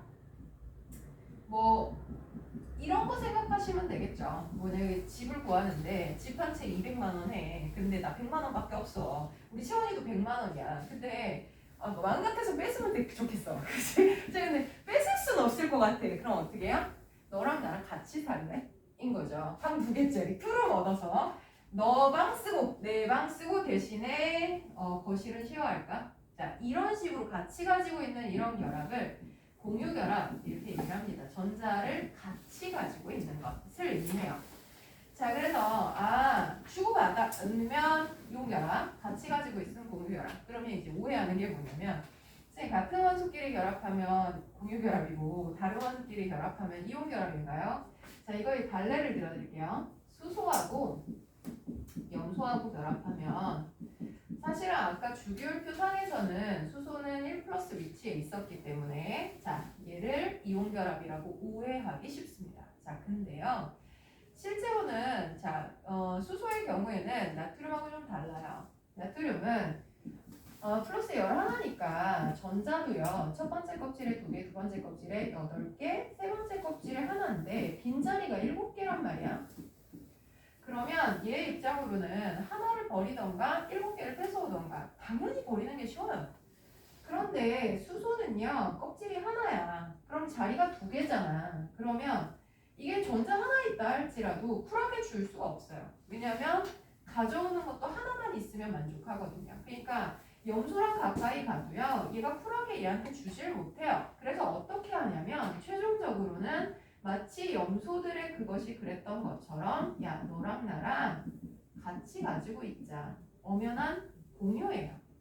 그런데 이쪽 공유결합과 염소의 공유결합은 좀 질적으로 다르긴 하죠. 왜냐하면 얘는 힘이 똑같아요. 최역 전자 둘 다 7개씩이잖아. 그치? 자, 그러면 전자 끌어오려는 능력이 똑같으니까 여기 공유한 전자를 어느 한쪽이 많이 가질 수가 없어요. 그러니까 만약에 거실을 쉐어하는데 내 물건 10개 놓으면 채원이 물건도 10개 놔야지 내가 내 물건 9개 늘어놓고서는 나 혼자 90% 사용하려고 얘 가만히 있겠냐고. 그렇죠? 그러면 똑같이 써야 돼요. 그래서 치우치지 않는 공유결합이다. 그래서 무극성이라는 말을 써요. 극성이라는 건 치우치다라는 뜻이거든요. 치우치지 않는 공유결합 이렇게 얘기를 한다면 H와 Cl은요. Cl이 힘이 더 세요. 확실히. 그쵸? 자, 그러니까 이거 전자 구름이 Cl 쪽으로 치우칠 수밖에 없어. 그래서 얘는 공유는 공유지만 공평하지 않고 한쪽으로 치우쳤다. 그래서 극성 공유결합 이렇게 부릅니다. 자, 그러면 이게 서로 다른 원소끼리 결합한 건데 누구는 주고받는 거고 누구는 뭐 치우치지만 뺏어간 것까지는 아니고 그걸 어떻게 구별합니까? 그러면 금속원소와 비금속원소가 결합하잖아요. 그러면 주고받은 거예요. 그러니까 화학식만으로는 이게 구별이 안 되거든. NaCl로 쓰든 HCl로 쓰든 누가 이온이고 누가 공유인지 안 보이잖아. 그쵸? 자, 그런데 비금속원소끼리 결합한 거는 다 공유결합이에요. 그럼 비금속원소가 뭐냐? 주기율표에서요. 우리 금속 그러면 생각나는 거고요. 철, 구리 뭐 이런 것처럼 번쩍번쩍하고 전기가 잘 통하고 그런 애들이 오는 금속 원소예요. 그러면 주기율표 내에 금속이 누가 있어요? 라고 하면 리튬 금속이에요. 베릴륨도 금속이고요. 나트륨, 마그네슘, 알루미늄, 칼륨, 칼슘. 자, 얘네들이 금속입니다. 그러면 금속 원소와 그 다음에 비금속 원소들. 자, 여기에 동그라미가 안 쳐진 애들이 결합을 했다. 그러면 이온 결합이에요. 얘랑 다른 누군가랑 결합을 했다. 그러면 주고받았구나. 그죠? 근데 동그라미가 없는 애들끼리 결합을 한다. 그러면 걔들은 공유했다. 라고 받아들이시면 되는 거예요. 자, 그러면 이제 금속원소도 외워야 되나요? 사실은 경험적으로 알아야 돼요. 그러니까 뭐 리튬을 본 적이 있으면 그게 금속인지 알겠죠. 근데 여러분들이 리튬이라는 금속을 본 적이 없어요. 위험하거든요. 자, 그래서 난 본 적도 없는 애를 어떻게 구별해요? 그게 좀 어려운 점인데, 그래서 여러분들이 구분할 수 있는 금속, 뭐 철, 구리, 뭐 이런 거 본 적 있잖아. 그죠? 걔들이 금속인 건 당연히 알겠고, 자, 20번 이내의 원소 중에서 내가 얘가 금속인지 아닌지 판단이 잘 안 돼 하는 애들은 헬륨을 제외하고는요, 이름에 뮴이 붙잖아요. 그 금속입니다. 대체로. 자, 리튬, 베릴륨, 나트륨, 마그네슘, 알루미늄. 규소는 뮴 안 붙죠? 그죠? 자, 이 비금속이야. 칼륨, 칼슘. 선생님, 그 무슨 법칙이에요? 그냥 우연의 일치입니다. 자, 그래서 어디가 뮴 붙으면 금속이에요. 이런 무식한 얘기 들어요. 그냥 우연의 일치야. 근데 굳이 구별이 잘 안 되면 뮴 붙는 애들이랑 아닌 애들이랑 결합한 거는 이온결합인가 보구나. 그죠? 자, 그렇지 않고 비금속끼리 결합한 거는 공유를 한 거다. 자, 이렇게 받아들여 주시면 되겠습니다. 가능합니까? 자, 그러면 이제 알파벳 배우신 거예요. 그죠? 자, 영어 배울 때 알파벳 배워야지 파닉스 넘어가잖아요. 자, 이거 중등 과정에 있어서의 내용이에요. 그래서 원소 기호가 뭔지, 그 다음에 그들이 어떻게 결합을 하는지, 몇 대 몇 결합을 하는지 이걸 중등 때 배운 거야. 왜? 고등에 와서 이거 다음 얘기를 하기 위해서. 그러니까 중등 때 공부를 못하면 고등 때도 바본가요? 사실 그래. 근데 당신들이 중등 때 하셔야 되는 미션워크를 오늘 끝냈으니까 자, 이제는 화학을 배울 수 있는 기본 기능이 탑재가 된 겁니다. 자, 그래서 이제부터는 염화나트륨이 하는 순간 NaCl이구나. 염화칼슘이 하는 순간 1대2로 결합했겠구나. 이게 딱딱 들어와야 돼요. 그쵸? 그래야 너랑 나랑 커뮤니케이션이 될 거 아닙니까? 가능하죠? 그죠? 자, 그래서 다음 시간에 숙제는요. 일단 주기율표 20번까지 외우실 겁니다. 그 다음에 금속원소 제가 표기해보라고 할 거예요. 그 다음에 세 번째 다원자이온 8개 쓰세요 할 거예요. 다원자이온 8개는요. 이름을 드리고 화학식 써라 이게 아니에요. 그냥 8개 네가 써보세요. 그럼 화학식이랑 이름이랑 같이 8개 외우세요. 자, 그 다음에 세 번째는 화합물의 이름을 들이며 화학식을 쓰거나 화학식을 들이면 이름을 쓸 수 있는. 자, 요 두 가지 변환이 다 가능해야 돼요. 우리는 화학 반응식을 써야 되기 때문에 화합물 이름을 쓰는 것과 읽는 것 둘 다 가능하셔야 됩니다. 자, 그래서 이건 기본 기능이니까 자, 요건 한 번만 제가 외우는 거 숙제 드릴게요. 그렇죠? 자, 그렇죠? 솔직히 제가 이 이후에 외우란 적 있어요, 없어요? 없잖아요. 그렇죠? 자, 그때는 안 믿었잖아. 처음 해볼 때. 또 계속 외우라 그럴 걸 꾸면서 또 이랬는데 자, 진짜 없어요. 화학은 암기 과목이 아닙니다. 이랬더니 어떤 분 차라리 외우는 게 낫겠어 이러시더라고요. 자, 어쨌든 여기까지가 요 프린트 내용입니다. 자, 여기까지 다 이해 못한다 죽여라. 없죠? 자, 그러면 먼저 책을 펴겠습니다. 자, 여기에 10페이지에 자, 화학과 우리 생활 부분을 보도록 할게요. 자, 사실 여기는요. 화학이 우리 생활에 얼마나 큰 영향을 미쳤고 우리가 왜 화학을 배워야 하는가에 대해서 기술을 하고 있는데요. 사실 여기 있는 내용을 제대로 이해하려면 화학적으로 굉장히 많이 알아야 돼요.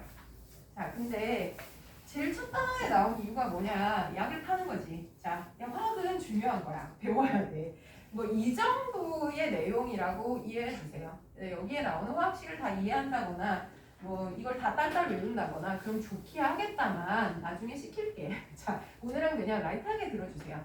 뭐 약간 썰이라고 생각하셔도 좋아요. 자, 이거 할 때마다 제가 약간 다단계 판매원이 된 느낌이에요. 자, 그래서 야, 화학을 배워야 돼 라는 거를 설득을 하기 위한 방편이라고 생각해 주세요. 팔짱 끼고 누우셔도 돼요. 자, 화학의 유용성입니다. 자, 화학은 왜 필요한가? 자, 화학은요, 인간 생활에 굉장히 큰 영향을 미쳤고요. 지금도 여러분들은 화학과 함께 살아가고 있고요. 화학 없이는 이 편리한 생활을 누릴 수가 없어요. 그쵸? 자, 그거에 관한 근거를 내도록 하겠습니다. 자, 일단 화학이 먹는 문제, 식량 문제에 있어서 어떤 좋은 점을, 이득을 제공했나 하는 부분에 대해서 얘기를 해봅시다. 자, 거기에 나중에 이제 천천히 읽어보세요. 자, 근데 화학이 뭐 먹는 거랑 뭔 상관이 있어? 이러시면 자, 일단 첫 번째, 거기 없지만 태초에 불을 발견하고 불을 꺼뜨리지 않고 유지하고 나아가서는 불을 만들어내는 생명체는 인간밖에 없어요. 그쵸? 자, 이게 불이 처음에 발견됐을 때는 뭐 우연히 뭐 산불이 발생한 거 뭐 이런 거를 다른 동물들은 무서워만 했는데 사람 그걸 이용하기 시작한 거죠. 그쵸? 자, 그래서 불의 발견이 인간 생활에 어떤 영향을 미쳤냐? 사실 첫 번째 주거지 확장부터입니다. 그러니까 원래 되게 추워서 얼어 죽었는데 코 옆에 있으니까 괜찮아. 그죠? 자, 이건 사실 주거 문제고요.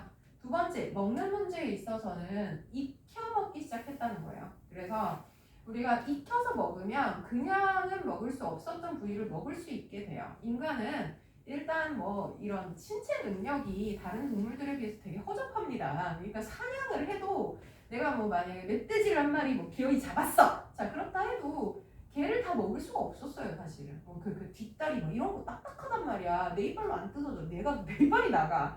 근데 불을 발견하면서부터는 물에다 넣고 푹 끓였더니 자 오래오래 끓였더니 이거 먹을 수 있는 정도로 변한다는 거죠. 그러니까 먹을 수 있는 식량의 양이 늘어났다. 그 다음 두 번째 전염병의 아니, 소리가 잘 나나 해서요. 자, 딴 세상 하시면 안 돼요. 자, 전염병의 위협으로부터 보호를 받았다라는 거죠. 자, 미생물, 뭐 기생충이라든지 세균이라든지 이런 것들이 불에 의해서 죽는단 말이에요. 그러니까 음식 먹고 탈나는 횟수가 줄어들었다. 자, 세 번째는요, 맹수의 위협으로부터도 보호를 받습니다. 자, 우리는 막 호시탐탐 호랑이가 나한테 오지 않나? 막 이거를 경계해야 되는 거가 줄었다는 거죠. 왜냐면 호랑이도 불은 무서워. 그러니까 나 이거지 안 온다는 거예요. 그렇죠? 자, 그리고 마지막은 도구의 발달이에요. 자, 불이라는 것은 열 에너지를 제공할 수 있다는 거예요. 그러면 금속 원소를 녹이거나 아니면 새로 화학 반응을 시키거나 그래서 내가 원하는 형태로 바꾸는 게 가능해졌다. 그래서 인간의 역사는요, 도구의 발달을 가지고 분류를 하잖아요. 구석기 시대, 신석기 시대, 청동기 시대, 철기 시대 이렇게 가잖아요. 자, 여러분들 정착 생활을 시작한 게 언제인지 아세요? 철기입니다. 농사를 시작할 수 있다는 건 농기구가 발달했을 때부터예요. 그래서 청동기 시대는 구리거든요. 근데 왜 구리부터 사용했나요? 그게 재련하기가 쉬워요. 그러니까 황화구리라고 부르는 검은색 고체 물질로 산출이 되는데 걔는 녹는 점이 낮아요. 그러니까 우연히 불 피우고 자다 일어났는데 거기 뭐 뽀떡뽀떡한 게 막 이렇게 남아있는 오 신기한데? 이래서 사용하게 된 게 구리인데 재련하긴 쉬워요. 잘 녹으니까. 그런데 강도가 낮아요. 구리는 말랑말랑하죠. 그죠? 그리고 매장량도 그다지 크지가 않아. 그러니까 얘를 농기구로 사용하기에는 그 양이 많지가 않아서 뭐 그릇 내지는 창 그래도 창은 나무 끝에 뾰족한 것만 뭐 청동 이러니까 사실 뭐 땅을 일구고 이건 못한단 말이야. 그런데 철을 재련할 수 있음으로 인해 철이 산출 상태가 녹슨 철의 상태로 산출이 되거든요. 근데 이거를 화학 반응을 시켜서 순수한 철로 만드는 순간 자 여러분들 앉아있는 의자다리 철이야. 그죠? 자 오늘 타고 온 자동차 철이다. 그죠? 지금 또 제일 많이 사용하는 금속은 철이에요. 단단하고요. 매장량도 좋아요. 그치? 자 그러니까 이거가 철의 발달은 도구의 발달 그래서 농기구가 발달하고 운송수단이 발달하고 뭐 기타 등등 안 쓰이는 데가 없어요. 그러니까 그때부터는 사람이 나가서 사냥하고 수렵하고 딱 안 한다는 거예요. 우리 집에 이제 주거하는 거죠. 자, 내 앞에서 농사 짓고요. 내 앞에서 가축을 키우고요. 안 나가! 인 거죠. 편하게 살게 됐다 이거예요. 그럼 어떤 시간이 생겨? 생각할 수 있는 시간이 생기잖아요. 그때부터 이제 문화가 겁나게 발전하는 거죠. 자, 그래서 어쨌거나 농경 생활이 시작이 됐어요. 자, 그래서 열심히 농사를 짓는다. 자, 그러면 사람이 욕심이 끝이 없어. 매일 사냥을 나가고 매일 그 생명의 위협을 받던 그 시기에서 벗어나니까 그럼 이제 어떻게 하고 싶어요? 배불리 먹고 싶단 말이지. 자, 그래서 열심히 농사를 지었어. 근데 아무리 농사를 지어도 농업 생산량이 내 생각보다 늘지가 않는 거야. 일정량은 되는데. 그게 왜 그럴까 생각을 해보니까 농업 생산량이 늘기 위해서는요. 자, 우리 광합성을 잘해야 되잖아요. 광합성은 이산화탄소와 물만 있으면 포도당을 만들어요. 그러면 이론상으로는 이산화탄소 있지 공기 중에 있잖아. 자, 물 바닥에서 끌어올리잖아. 자, 그러면 이게요. 물만 잘 주고 공기만 잘 통하면 잘 살아야 정상이다. 그지? 자, 근데 잘 안 돼. 자, 왜 그런가 봤더니 우리가 필요로 하는 3대 영양소 중에서요. 탄수화물, 단백질, 지방은요. 그 공통 구성원소 탄소수, 산소예요. 자, 그런데 이놈의 단백질 많은 질소가 필요해요. 근데 이 질소가 제일 많은 데가 어디냐면 공기 중이에요. 공기 중에 기체의 78%는 질소입니다. 그런데 얘가 지들끼리 삼중결합을 하고 있어요. 겁나 안정적이에요. 그래서 내가 하고 들이마시면 78%가 질소지만 하면 다 나가요. 이 식물도 마찬가지예요. 그러니까 식물이 이 질소를 흡수해서 자기 몸에 축적을 해야 우린 그걸 뜯어먹고 여기서 단백질을 만드는데 이거가 공급이 잘 안 된다는 거야. 그럼 자연 상태에서는 이거 어떻게 공급하냐? 우리가 자연 상태에서는요, 동물이 음식을 먹고 어디다 싸요? 그 자리에 싸요. 그죠? 그러면 그 분뇨가 분해되어서 다시 땅으로 들어간단 말이야. 그러면 그게 식물에게 다시 전달되고 내가 그걸 다시 뜯어먹고 이거야. 그죠? 아니면 내가 살다 죽어. 그러면 그 사체가 그냥 거기에서 분해되어서 땅속으로 다시 들어가죠. 그런데 농사를 지으면서 너 니네 집 안방에서 먹고 거기서 싸냐? 아니잖아. 그죠? 자, 그러니까 질소의 공급이 잘 안 되는 거예요. 그래서 사람들이 머리 쓰기 시작하죠. 아, 그러면 우리가 동물의 분뇨를 버리지 말고 가져다가 다시 비료로 사용하자. 이게 퇴비예요. 그래서 자, 분뇨를 다시 퍼와. 분뇨 이렇게 돼 있어 보이는데 똥을 퍼와. 자, 그런 다음에 어떻게? 마당에다 다시 얘를 똥 한 겹, 그 다음에 볕단 한 겹, 똥, 볕단, 무지개떡을 만드는 거죠. 자, 그래서 걔를 분해를 해. 선생님 그냥 똥을 퍼서 그냥 밭에 뿌리면 안 돼요. 독성 때문에 다 죽어요. 그래서 독성을 변화시킨 다음에 다시 뿌려서 질소를 공급하기 시작했어요. 그랬더니 나아졌어. 근데 문제는 뭐냐면 너무 힘들어. 그죠? 자, 일단 냄새나, 그 다음에 벌레 생겨, 전염병도 생겨. 양도 무한하진 않아. 너 똥 하루에 몇 번 싸? 뭐 그거 무한히 싸. 돼? 안 되거든. 자, 그래서 힘들어요. 그래서 이걸 자연적으로 해결하기는 쉽지가 않았다. 자, 그런데 독일의 하버라는 사람이 일내죠. 자, 이 사람이요. 질소 기체랑 수소 기체를 반응시켜서 암모니아라는 물질을 대량 생산하는 데 성공합니다. 근데 질소 반응 잘 안 한다며. 그래서 대단한 거예요. 그죠? 노벨상 탔어요. 자, 이 사람 질소 기체와 수소 기체가 반응할 수 있는 온도, 압력과 촉매를 찾아냅니다. 그래서 200에서 300기압 정도의 500도씨 가열하고 적절한 촉매를 사용했더니 암모니아가 싸게 많이 만들어졌다는 얘기예요. 자, 그러면 이 질소 화합물을 땅에다가 뿌렸더니 말 그대로 빠르게 흡수 가능하고요. 무한히 만들 수 있고요. 그 다음에 뭐 질병의 위협 같은 거 없잖아요. 그러니까 식량 생산량을 급격하게 올릴 수 있었다는 얘기가 되죠. 자, 그래서 이게 식량 혁명입니다. 혁명 겁나 좋아해. 아까 화학 혁명이었고 지금은 식량 혁명이에요. 자, 그래서 이 이후로 인구수가 어마무시하게 늘었습니다. 자, 그래서 지금 이만큼의 개체수를 유지할 수 있는 건 사실 하버 덕분이야. 자, 그러면 야, 화학 없이 우리는 클린하게 자연으로 돌아가서 오염을 일으키지 말고 살아보자. 그러려면 이 중에 10분의 9는 죽어야 돼. 어떻게? 굶어 죽어야 돼. 그지? 자, 그게 우리가 원하는 바야? 아니란 말이야.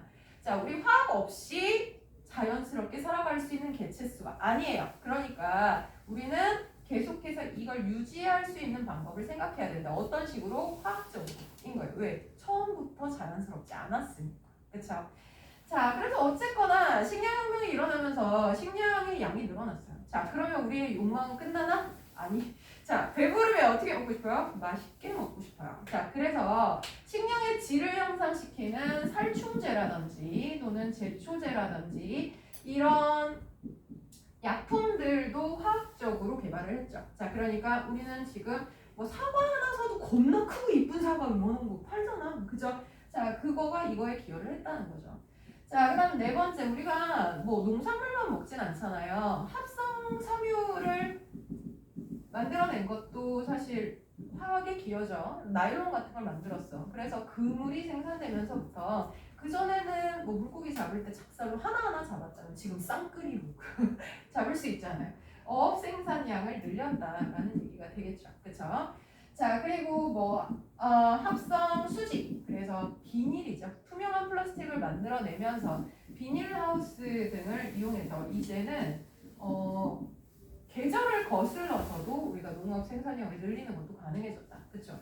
자, 그러면 우리 미래의 식량 문제에 있어서는 무엇을 고민해야 되느냐? 지구의 오염에 대해서 고민을 하고 있어요. 그래서 이렇게 개체수가 늘고 식량을 생산하고 개발을 하다 보니 지구 온난화 같은 오염 문제가 굉장히 많아졌다. 그렇기 때문에 오염 문제를 해결하면서도 식량을 유지할 수 있는 방법에 대해서 고민하고 있다라는 거예요. 그래서 미래 식량에 있어서는 곤충을 연구 중이랍니다. 그래서 그 양질의 단백질을 공급하면서도 이산화탄소 기체를 훨씬 적게 발생시킬 수 있는 게 곤충이라는데 별로 동의하고 싶지 않아요. 그죠?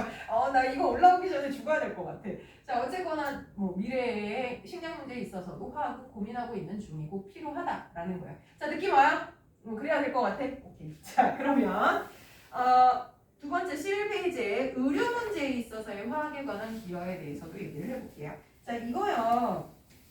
뭐 되게 막 따라 적고 열심히 안 하셔도 괜찮아요. 그냥 라이트하게 그냥 이런 거 있대 그래 뭐 이러셔도 괜찮아요. 자, 의료 문제에 있어서의 화학은 어떤 기여를 했겠느냐. 자, 우리가 전통적으로 많이 사용하는 섬유를 천연섬유라고 불러요. 천연섬유는요 면, 마, 모, 견 뭐 이런 애들이 있습니다. 자, 면은 목화라는 식물에서 추출한 거고, 마는 대마의 껍질을 얇게 만들어서 시실 난실로 쓴 거고요. 모는 양의 털, 견은 무의 고치에서 나오는 섬유들을 의미하죠. 실크죠. 자, 얘네들의 특징은 뭐냐면 일단 자연물이기 때문에 흡습성이 좋고요. 인간에게 거부 반응이 없어요. 남의 스킨을 내가 그냥 갖다 입은 거니까. 그렇죠? 자, 그런데 문제점은 뭐냐면 일단 내구성이 떨어져요. 단단하지 않다는 거죠. 여러분들 입고 계시는 면티는 가공된 면이라서 사실 품질이 되게 좋습니다. 근데 과거의 면은요 물속에 집어넣고 손으로 잡아당기면 찢어졌어요. 내구성이 상당히 구려요. 자, 그 다음에 두 번째는 이게 재료가 자연물이기 때문에 대량 생산하기가 쉽지가 않아요. 그러니까 뭐 무한히 목화를 기를 수 있는 것도 아니고 여러분들 뭐 100% 울 코트 그러면 가격이 어때? 더럽게 비싸. 그쵸? 자, 이유는 자연물이기 때문에 그렇다는 거죠. 그쵸? 자, 그래서 이걸 보완하기 위해서 만들어진 게 합성 석유인데요. 재료가 석유예요. 그래서 석유의 혼합물 중에 하나의 테렐렌이라는 애를 이용해서요. 테렐렌, 나프타라는 애를 이용해서 자, 여러 가지 합성 섬유를 만들어냈는데 최초의 합성 섬유는 나일론이라는 애입니다. 미국의 케어너스에 의해서 개발이 됐고요. 자, 얘는 시그니처가 질기다요. 사실 천연섬유에 비해서 합성섬유는 대체적으로 다 내구성이 좋아요. 질겨요. 자, 근데 그 중에서도 유난히 질기네요. 자, 그래서 얘 광고 카피가 그거였대요. 거미줄보다 가늘고 강철보다 강한 섬유. 대단하죠? 그죠? 지금도 얘가 어디에 쓰이고 있냐면 여러분들 가방끈, 그죠? 낚싯줄 겁나 질기잖아요. 그죠? 그런 데다 주로 사용을 했다는 거죠. 자, 근데 이게 처음에는 개발되었을 때 양말이나 속옷 같은 걸로도 불티나게 팔렸대요. 자, 근데 문제가 생겼죠. 흡습성이 없어요. 그러니까 야, 생각해봐. 가방끈으로 팬티를 입었다고 생각해봐. 생각만 해도 되게 불편할 것 같은데? 이잖아요. 그죠? 자, 이거가 흡습성이 없어서 사실 의복으로는 적합하진 않습니다. 그래서 지금도 의복보다는 소품류를 제작하는데 좀 더 많이 사용을 하고 있긴 합니다. 자, 이거 완전히 대체하지는 못한 거예요. 그죠? 자, 제일 많이 사용되는 합성섬유의 이름은 폴리에스테르라는 애인데요. 테릴렌이라고 불리기도 합니다. 자, 여러분들 입고 계시는 패딩 코트의 겉껍데기 있죠? 이게 폴리에스테르예요. 옷감의 안감도 이렇게 만지면 서걱서걱 소리 나고요. 만졌을 때 구겨지지만 피면 다시 원상복구되는. 그죠? 얘의 특징은요, 질기고 구김이 생기지 않는다라는 게 특징이에요. 그래서 양복에 많이 사용을 합니다. 근데 문제는 얘도 흡수성은 없어요. 그래서 폴리에스테르는 왜 제일 많이 사용이 됐냐면 섞어서 써요. 면하고 폴리에스테르하고 섞잖아요. 그러면 흡습성이 적당하면서도 구김이 덜 가는 여러분들 교복이요. 여러분들 교복을 면으로만 만들잖아요. 한 달 입으면 다 구멍 나요. 그리고 아침에 입고 나가면 무릎 툭 튀. 겁나 흉하겠죠. 자, 근데 여러분들 교복은요, 입고 나서 그 다음날 좀 톡톡 털어서 널어놓으면 그 다음날 입을 때 어때요? 나름 괜찮아요. 그죠? 그게 이게 섞여있기 때문에 그래요. 그죠? 자, 그래서 합성섬유와 천연섬유는 서로 보완적인 관계를 가지는 거예요. 섞어서 씁니다. 자, 그 다음에 폴리아크릴 섬유. 그래서 얘는 합성 섬유들이 재료가 주로 석유이기 때문에 대체적으로 열에 약해요. 잘 녹아. 해보셨을걸요? 이런 패딩코트처럼 그 난로 옆에 갖다 녹은 적 있지 않으세요? 저 한 서너 개 태워 먹었는데 겁나 잘 녹아요. 자, 그런데 폴리아크릴이라는 섬유는 열에 강한 특이한 성질을 가지고 있습니다. 그래서 얘는 저거 있잖아요. 소방복. 그 소방관들이 입는 정복 있죠? 그거가 폴리아크릴로 되어 있어요. 걔가 불에 잘 안 타고요. 보온성이 있어요. 그러니까 그들이 입기에 괜찮죠? 자, 근데 여름철에는요? 죽겠지. 그죠? 더워 죽을 겁니다. 아마. 자, 이거 이외에도 굉장히 많은 합성 섬유들이 존재한다. 그렇지만 어쨌거나 보완적인 관계고요. 지금은 좀 더 다양한 소재의 옷을 입고 있다라는 거죠. 그러면 이것도 마찬가지. 우리가 어쨌든 질 좋은 옷을 입는 것도 우리의 그 삶의 퀄리티에 영향을 미치기 때문에 이것도 굉장히 중요한 역할을 했네요. 자, 그 다음에 최초의 합성 염료는 모브라고 부릅니다. 그래서 얘는 과거에는 뭐 치자라든지 이런 자연물들을 가지고 색상을 표현을 했다면 최초의 합성 염료인 모브 이후에는 자, 여러 가지 색의 옷을 예쁜 색깔의 옷을 입는 게 가능해졌다. 근데 여기 뭐 아무 의미가 없는 것 같아요. 우리 다 까만색 아니고 하얀색만 입고 있는데 모브의 그 혜택을 받으신 그래도 파란색 하나 있어서 다행입니다. 자, 그렇다라는 겁니다. 그럼 미래에 있어서의 의류는 화학이 어떤 비전을 갖고 있느냐? 자, 이건 기능성 소재들을 개발하고 있대요. 그래서 뭐 히트텍 들어보셨죠? 그 발열 섬유예요. 움직일 때마다 열이 발생해서 보온의 효과가 나타나는 뭐 이런 것처럼 앞으로의 섬유는 전도성 섬유. 그래서 전기가 통하는. 솔직히 감전되는 거 아니야? 뭐 그게 아니고 뭐 의복형 컴퓨터. 그러면 내가 뭐 굳이 태블릿 같은 거 들고 다니지 말고 옷에다 부착해서 그죠? 자, 우리 검색 한번 해볼까? 쫙 뭐 이렇게 그죠? 되는 날이 올라나요? 어쨌든 그게 개발 중이다라는 겁니다. 자, 그럼 한 장 넘어가 볼까요? 12페이지에 주거 문제에 있어서의 화학의 기여입니다. 주거 문제. 과거에 우리의 집은 무엇으로 만들었냐? 자연물이겠죠. 자, 나무나 흙이나 돌이나 뭐 이런 걸로 지었어요. 자, 근데 지금은 집 뭘로 지어요? 시멘트, 콘크리트, 철근 이런 걸로 짓잖아요. 이것도 다 화학의 기여 덕분이라는 거죠. 자, 아까 얘기했던 철의 제약. 우리가 산출될 때는 산화철의 형태이기 때문에 강도도 별로였고 그 다음에 소질도 별로예요. 자, 그런데 얘를 순수한 철로 바꾸는 재련법이 개발되면서부터 이거 화학 변화거든요. 이렇게 함으로써 강도가 좋으면서도 매장량도 좋은 철이라는 걸 만들 수 있었다. 그래서 철근 기둥이라는 걸 만들 수 있고요. 그 다음에 석회석이랑 모래를 섞었더니 시멘트라는 게 만들어져요. 그래서 접착성을 가지고 있으면서도 얘가 굳으면 단단해져서 벽면을 채우는 충전재로 사용하는 게 가능해졌고, 그렇죠? 자, 그리고 이 시멘트에다가 자갈을 섞어놨더니 강도가 단단해지는 콘크리트 가능하고요. 콘크리트 안에다 철근을 넣었어. 그럼 철근 콘크리트, 걔는 고층 건물까지 가능해지게 했다는 거죠. 자, 그 다음에 알루미늄이라는 애는요, 19세기에 사용하기 시작한 금속인데요. 매장량은 굉장히 좋은데 재련하기가 되게 어려워요. 용광로에서 재련이 안 돼요. 그러니까 19세기에 용융 전기분해를 통해서 재련한 금속이거든요. 그래서 전기분해를 사용하니까 사실은 얘가 비용이 비싸요. 재련하는데 돈이 많이 든다는 거죠. 근데 비용이 비싸지만 소질은 진짜 좋아. 소질은 되게 좋아. 왜냐면 가볍고 단단해. 그러니까 철만큼 단단하면서도 무게는 그렇게 안 나가니까 얼마나 좋아요. 게다가 녹슬지 않는다. 그래서 사실 이게 가격이 싸다면 건물 전체를 알루미늄으로 지으면 진짜 좋겠지만 가격 때문에 거기까지 못하고요. 창틀 정도는 우리가 이제 알루미늄 사용한다라는 거죠. 그다음 유리 투명하면서도 치밀하죠. 과거에는요, 한국의 창은 뭘로 만들어요? 종이, 그지? 종이로 붙여놓으면 촛불 갖다 대잖아요. 촛불이 막 흔들려요, 그죠? 자, 근데 이 창은요, 투명해서 태양 에너지가 들어오면서도 바람은 투과하지 않는 단열 소재로 상당히 괜찮죠. 그래서 이런 창 소재로는 유리를 사용하고 있다. 이런 식으로 굉장히 많은 소재 개발에 있어서 화학적인 기법이 중요하게 사용된다라는 겁니다.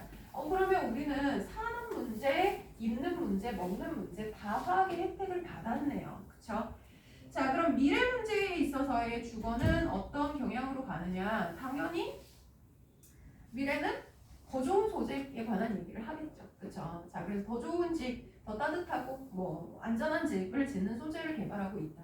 자, 마지막은요. 의약품에 관한 얘기입니다. 자, 우리가 잘 먹고 잘 입고 그죠? 잘 자요. 그럼 어떻게 하고 싶어요? 건강하게 오래오래 살고 싶겠죠. 그죠? 자, 그래서 치료의 목적으로 사용되는 여러 가지 약품들도 만들어냈어요.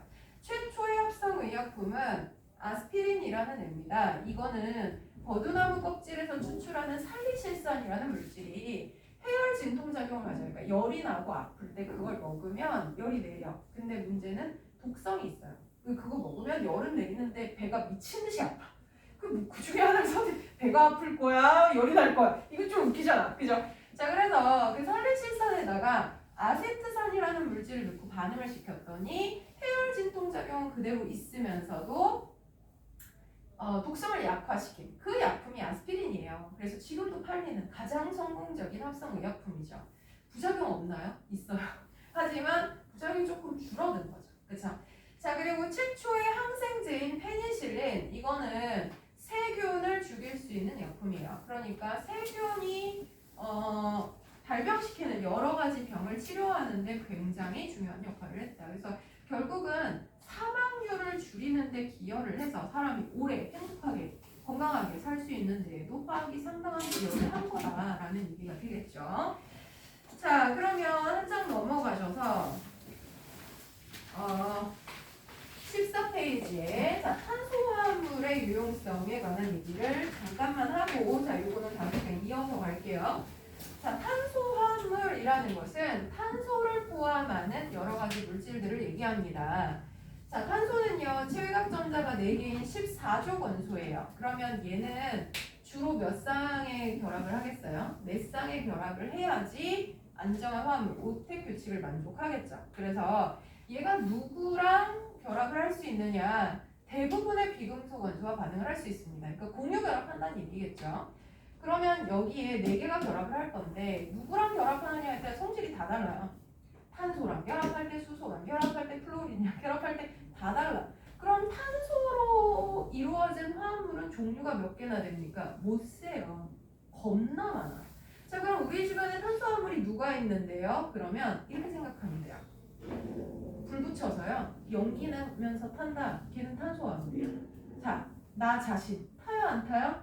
타요. 탄소화합물입니다. 자, 옷 타 안 타? 타. 플라스틱 타요. 그죠? 안 타는 거 뭐 있냐면 금속. 금속은 연기 내면서 타진 않죠. 그죠?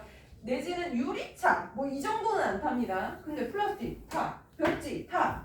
이거 타. 다 탄소화합물이에요. 여러분들이 먹는 빵. 그것도 탄소화합물입니다. 그래서 우리 주변에는 어마무시하게 많은 탄소화합물들이 존재합니다. 자, 그러면 그런 물질들이 그렇게 다양하게 만들어진 이유가 뭐냐? 결합을 4개나 할 수 있는 애거든. 그쵸? 자, 에다가 엔드 결합의 형태도 다양해요. 4개의 결합을 할 때요. 이런 식으로 일자로 연결되거나 또는 가지가 달리거나 또는 앞에 탄소랑 마지막 탄소가 만나거나 다 가능해요. 이거 성격 다 달라요. 그러니까 얘들이 다양한 물질을 만든다는 얘기구나. 그러면 그 중에서 우리 인간 생활에 굉장히 중요한 영향을 미치는 거 몇 가지만 얘기해 보자면 밑에 있는 게 원유의 분류예요. 원유는 그 사우디에 그 돈을 벌어주는 애죠. 그지? 자, 석유죠. 여러 가지 탄소 화합물, 그래서 탄화수소예요. 정확히는 탄소와 수소로만 구성된 물질들은 태우면 엄청난 열 에너지를 발생시킵니다. 그래서 주로 연료로 사용이 되는데 빈살만의 나라에서 겁나 나죠. 그죠? 자, 찐득한 젓갈색의 액체고요. 이거를 가열을 하면 자, 뭐 끓는 점에 따라서 여러 가지 물질들이 끓어나오는데 제일 먼저 끓어나오는 게 LPG예요. 저 뒤에 있는 가스입니다. 자, 가정용 연료로 사용이 되고요. 완전 연소하기 때문에 유독가스가 발생하지 않고 열에너지를 발생하는 LPG, 액화 석유가스입니다. 두 번째 나오는 게 나프타라는 애인데 아까 얘기했던 석유공업화학의 원료들이에요. 합성 플라스틱, 합성 섬유, 합성 고무, 그죠? 이런 것들이 재료가 되고요. 자동차 연료인 휘발유의 원료이기도 합니다. 가솔린이라고 불러요. 그래서 주로 연료로 사용하는군요. 자, 그 다음에 경유, 등유, 경유, 중유, 그 다음에 아스팔트까지. 자, 이게 뭐 비행기 연료다, 선박의 연료다, 디젤 자동차 연료다, 어쨌든 연료로 많이 사용이 됩니다. 그래서 우리 인간 생활에 굉장히 중요한 역할을 하는 연료들도 탄소와 수소로 이루어진 물질이고요. 한 장 넘어가 볼까요? 자, 16페이지, 17페이지에는요.